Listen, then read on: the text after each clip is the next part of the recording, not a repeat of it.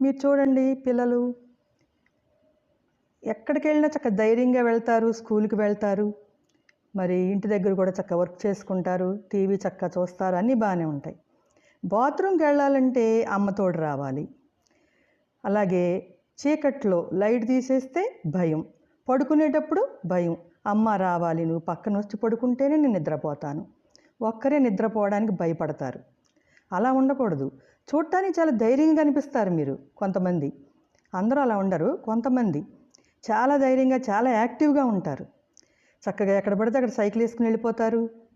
చక్కగా ఏ ఛానల్ కావాలంటే ఆ ఛానల్ పెట్టుకు చూస్తారు. బయటికి వెళ్ళి అన్నీ అమ్మకు కావాల్సినవి తెచ్చి పెడతారు. పెద్దవాళ్ళకి సహాయం చేస్తారు. స్కూల్కి కూడా చక్కగా వెళ్ళి హోంవర్క్ చేసేసుకుంటారు. అన్నీ బాగుంటాయి. కానీ కొన్ని విషయాల్లో భయపడతారనమాట. నిజంగా ఆశ్చర్యపోతాం ఆ విషయాల్లో, చిన్న చిన్న సంగతులు అవి.